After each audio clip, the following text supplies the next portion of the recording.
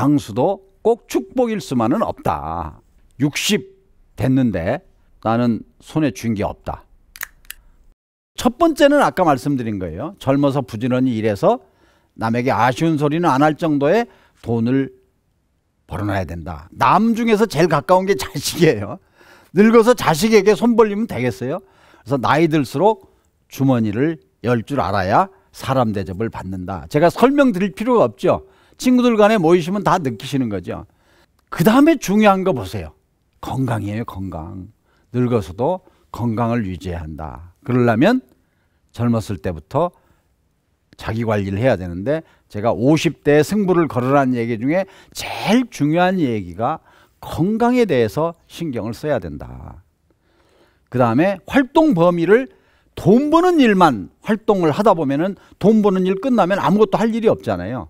그러니까 자원봉사도 하고 집안일도 하고 취미 활동도 좀 하고 뭔가 배우기도 하고 하는 활동 범위를 넓히는 준비가 필요하다는 말씀이고, 그 다음에 결국은 자식들이 왔다가 가는 거예요.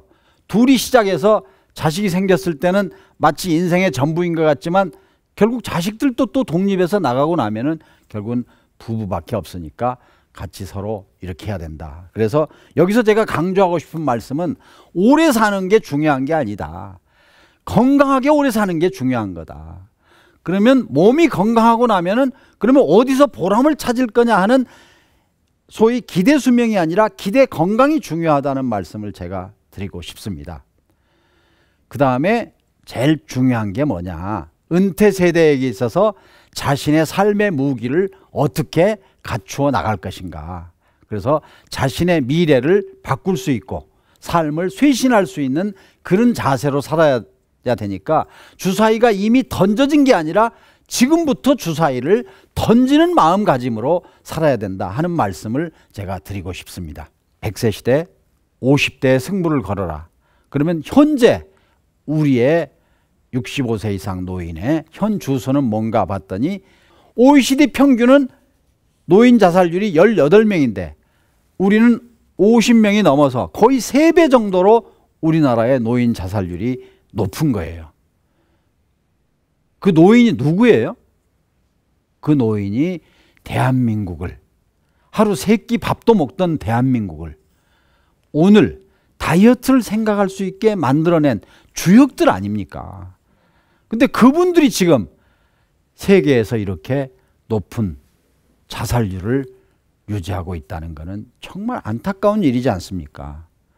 근데 이게 남의 이야기가 아니에요. 우리들의 미래가 보이는 거예요.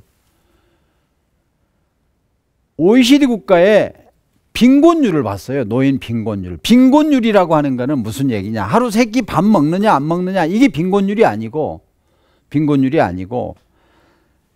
어떤 나라의 쭉 소득을 봤을 때 중간이 있지 않겠어요. 예를 들면 100명이면 50명이 얼마나 버느냐. 근데 그 중간 버는 사람의 그거의 반이 안 되면 본인이 가난하다고 느끼겠습니까? 그렇지 않겠습니까? 그래서 그거를 상대적 빈곤율이죠. 그러니까 중간보다도 반도 못 버는, 중간에 반도 못 버니까 정확히 말하면 25%가 안 되는 그런 사람들이 우리나라에는 지금 43%고 OECD 평균이 15%니까 이것도 우리나라의 노인의 빈곤율이 선진국 가운데서 정말 높다. OECD 선진국 클럽에서는 이런 이야기입니다. 더 힘든 거는 이런 거예요. 지금 현재 우리나라 사람의 평균 수명은 83세예요. 대체로 83세라 그러면 이렇게 보시면 돼요. 여성은 그보다 3살이 많고요. 남성은 그보다 3살이 적다고 생각합니다. 그러니까 여성은 86세가 평균 수명이고 남성은 80세가 평균 수명이라고 생각하면 83세죠. 그러니까 여성이 남성보다 6년 정도 더 살아요. 그러니까 우리나라에 노인정에 가면 누가 많다? 할머니가 많다? 할아버지가 많다?